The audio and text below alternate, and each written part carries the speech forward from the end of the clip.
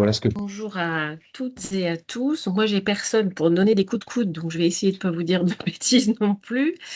J'interviens souvent dans évidemment les actions déployées par le Centre de ressources politiques de la ville, plutôt en qualité de directrice du CRPV.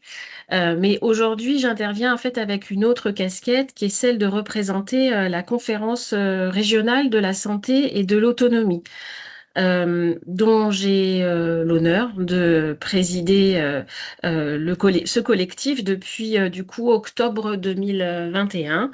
La mandature actuelle, elle va se terminer en septembre prochain. Alors, je ne sais pas si toutes les personnes connectées savent ce que c'est que la Conférence régionale de la santé et de l'autonomie, qui dans son sigle s'appelle la CRSA.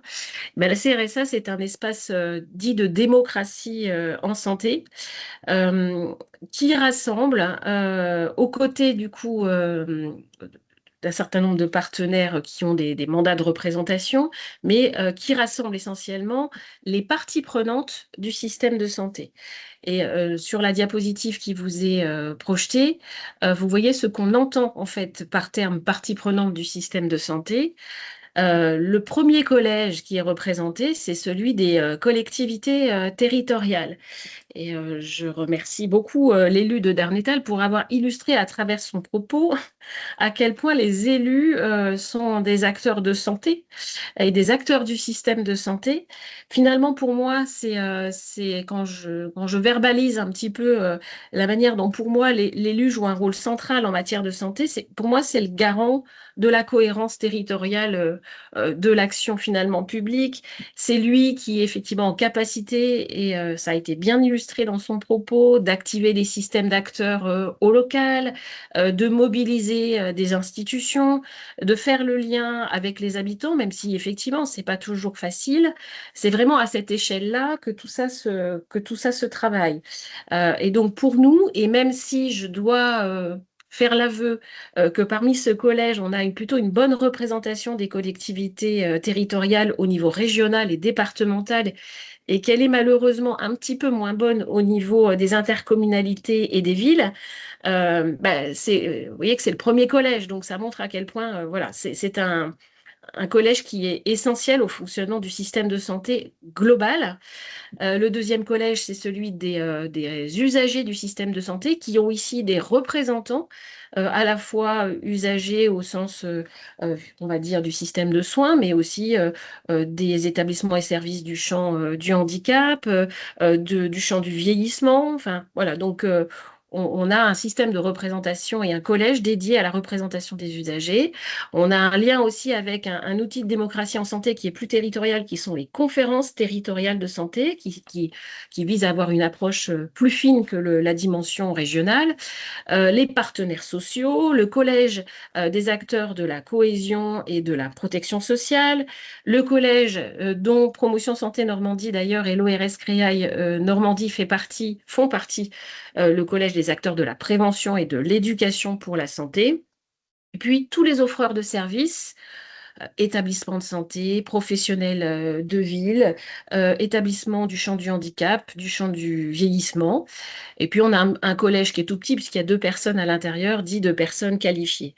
Et puis la façon de travailler, et peut-être c'est un peu contre-intuitif par rapport à ce que je vais vous dire dans le prolongement, c'est d'avoir des approches un petit peu, je dirais, segmentées. On va regarder avec l'Axos comment s'organisent les soins, avec la CSP, comment on peut travailler sur les enjeux de prévention et de promotion de la santé, avec l'AXAMS, comment on travaille tout ce qui est champ de l'action médico-sociale, personnes âgées, personnes handicapées, et puis une commission qui a une vocation un peu plus transversale, qui est la commission spécialisée sur le respect des droits des usagers, la CSDU.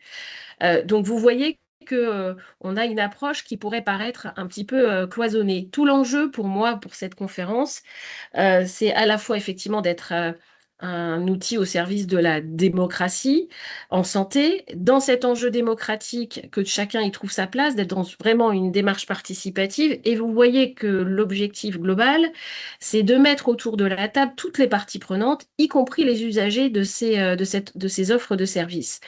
Et c'est c'est un peu une gageure parce qu'effectivement, on a beaucoup d'approches avec des experts autour de la table. Donc, il y a un vrai travail pour moi pour que la parole des représentants des usagers, elle ait le même poids que celle des autres. Et c'est essentiel dans le fonctionnement de cette instance. Donc, il y a un enjeu démocratique.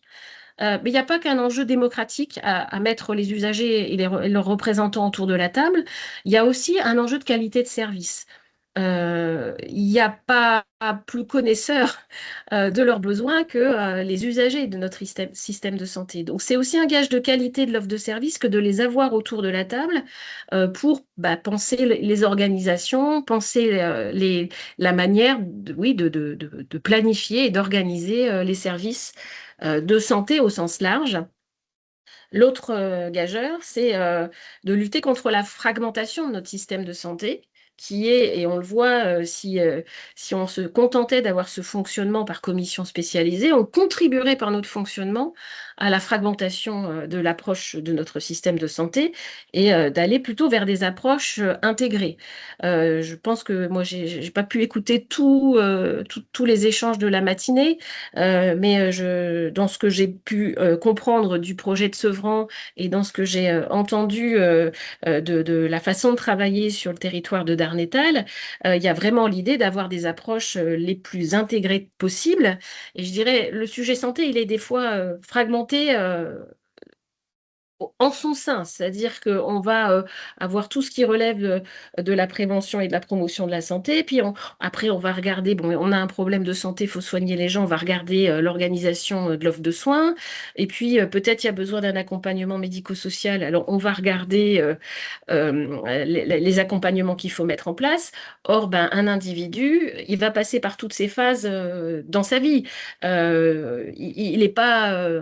bon, certes, on dit que toute personne bien portante est un malade qui s'ignore, mais en fait, il n'est pas tout le temps, il n'est pas tout le temps avec une problématique de santé. Et tout l'enjeu, c'est d'avoir un continuum de réflexion et de travail qui intègre à la fois cette dimension promotion de la santé, finalement, comment on préserve, voire on booste le capital santé de chacun. Et puis, quand on a besoin de soins ou d'un accompagnement, comment effectivement l'offre de services se met en place pour répondre à ces besoins. Donc, approche intégrée, c'est pas ce qu'il y a de plus facile, mais c'est le vrai enjeu. Et puis, exercice démocratique.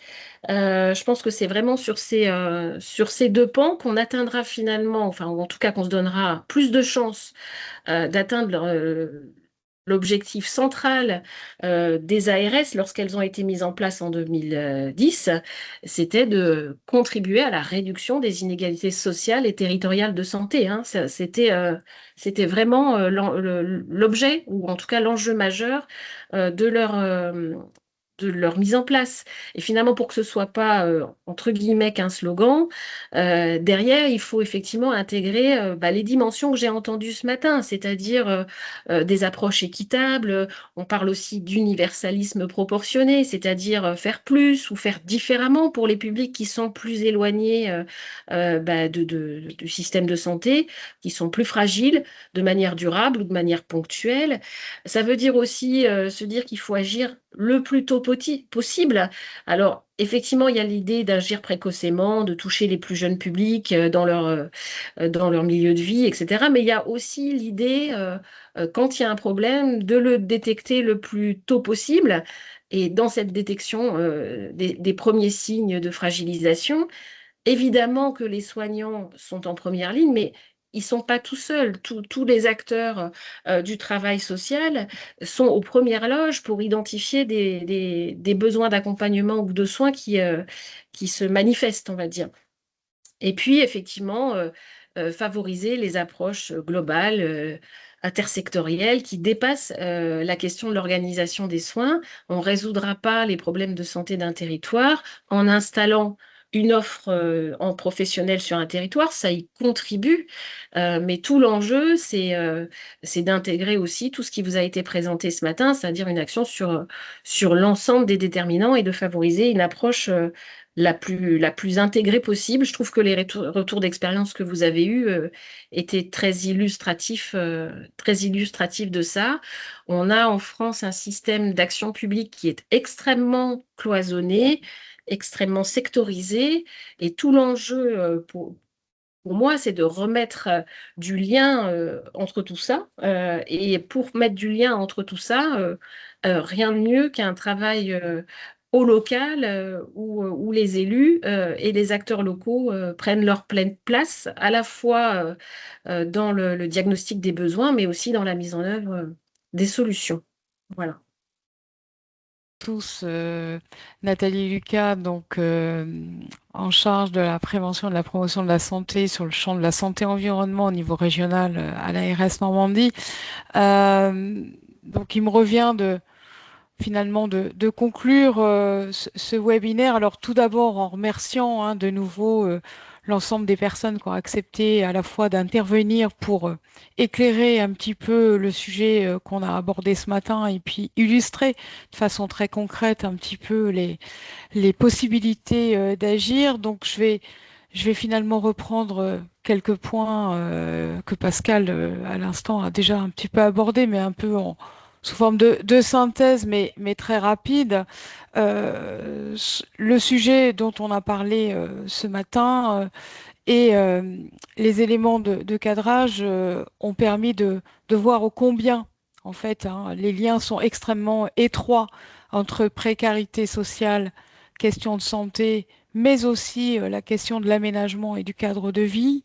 Donc c'est quelque chose qui est maintenant d'autant plus documenté et on l'a encore éclairé ce matin. Donc c'est effectivement prendre conscience du poids du déterminant et des déterminants liés au cadre de vie dans finalement les questions de santé des populations. Et donc, ça veut dire qu'effectivement, quand on parle cadre de vie et aménagement, on dépasse très largement le champ de compétences des acteurs de la santé et donc de la responsabilité seule et unique de l'État. Et Monsieur le maire d'Arnetal l'a très bien dit, quand on pense santé, on pense débat d'abord effectivement que c'est une compétence et une responsabilité de l'État, ce qui est vrai. Mais lorsque l'on détermine et lorsque l'on examine finalement plus précisément les déterminants et donc les causes et les facteurs d'influence de l'état de santé, on voit bien que là, on dépasse clairement cette mission et que l'État, les ARS et les acteurs de la santé, notamment sur le champ de l'offre de soins, seuls ne suffisent pas à agir et que le sujet est bien à avoir une action euh, de façon plus globale, une action effectivement entre les différents acteurs, parce que c'est une finalement c'est une question d'équité, c'est une question de justice sociale, et que évidemment le prisme des quartiers politiques de la ville concentre en fait un ensemble de facteurs plus défavorables, mais concentre aussi finalement des opportunités et des possibilités d'agir, en tout cas une concentration en tout cas de leviers que l'on retrouve aussi plus largement sur les autres secteurs de l'aménagement, mais effectivement, ce sont des opportunités. Donc le deuxième point sur lequel je voulais insister, c'est effectivement que agir, c'est une question d'équité, de justice sociale, mais c'est notamment une question d'action locale. Et j'aime effectivement à reprendre ce qui a été dit, penser global, penser finalement un projet en examinant l'ensemble des facteurs d'influence, en associant l'ensemble des parties prenantes et tout particulièrement ceux qui sont concernés au premier chef, c'est-à-dire les habitants, pour entendre leur point de vue, pour examiner plus précisément leurs besoins, va permettre un projet qui soit au plus près et finalement le plus pertinent, le plus adapté possible. Et donc penser global et agir local va permettre effectivement d'être sur des approches et des projets qui vont être les plus efficients, les plus pertinents. Ça, c'est un point extrêmement important et les témoignages l'ont bien montré. On ne peut pas, on ne peut plus faire des projets et dessiner un avenir d'un quartier sans la parole des habitants, sans effectivement le faire avec l'ensemble des habitants. Euh, il y a un intérêt à agir, et ça a été dit à plusieurs moments aussi, de façon plus globale, parce que ça répond à des enjeux croisés. La question du changement climatique, de l'adaptation de la ville et de ces quartiers aux enjeux et aux défis environnementaux et notamment au changement climatique, euh, c'est une responsabilité. Il y a c'est aussi des obligations aujourd'hui hein, de prendre en compte ces sujets-là d'aspect sur le plan réglementaire pour les collectivités, mais prendre en compte ces enjeux croisés à la fois d'environnement, de climat, mais aussi de santé, bah, ça va permettre effectivement, là encore, d'avoir des bénéfices multipliés, maximisés, lorsque l'on examine un petit peu justement les ponts et qu'on décloisonne un petit peu le point de vue dans l'approche de ces projets. On sait qu'il y a des obligations à agir sur un certain nombre de choses, et là aussi, il faut décloisonner. Il faut décloisonner absolument la prise en compte de ces sujets dans l'ensemble des politiques. Euh, et puis, peut-être un dernier point euh, pour effectivement aussi se dire que il faut se saisir de toutes les opportunités d'agir, que ce soit un projet très précis, que ce soit un projet plus d'ampleur, notamment dans le cadre des politiques de renouvellement urbain, mais on a vu que ça, effectivement, c'était un prisme sur des quartiers, ça concentrait des moyens sur des quartiers, mais au-delà de ça, et ça a été dit dans le chat, il faut se saisir des opportunités, des documents de planification et des documents d'urbanisme, puisque on est aussi dans une période où il y a tout un tas de documents qui sont à mettre à jour. Et c'est aussi une manière d'inscrire dans la durée un projet, un projet d'un cadre de vie qui soit à la fois favorable à une attractivité de territoire, qui soit favorable en réponse à des besoins des habitants, en réponse à des enjeux de santé publique, de vieillissement, d'adaptation de la ville à l'évolution de la population, et puis bien sûr favorable à des enjeux et des défis environnementaux. Donc se saisir des opportunités, et ça va me permettre effectivement de vous donner en fait rendez-vous pour le prochain webinaire le 3 juillet, puisque là on a vu pourquoi. Je pense qu'on a effectivement vu hein, l'importance d'agir urgemment en se saisissant de toutes les opportunités. Et donc, rendez-vous le 3 juillet, si je peux dire, pour être plus dans le comment, dans le plus opérationnel sur les dispositifs, qu'ils soient nationaux mais aussi régionaux, notamment dans le cadre du plan régional santé-environnement, hein, avec de nombreux acteurs là qui sont autour des écrans, qui agissent pour être finalement sur une offre de service la plus adaptée, la plus euh, tournée notamment vers les collectivités, mais aussi les aménageurs, pour effectivement les accompagner et faciliter l'action des uns et des autres. Voilà, en tout cas, merci de votre participation. Merci encore aux intervenants, à la qualité de leur témoignage. Et puis, je te redonne la parole, Lucie, mais en tout cas, rendez-vous est pris le 3 juillet pour poursuivre les échanges vers une façon opérationnelle de voir les choses.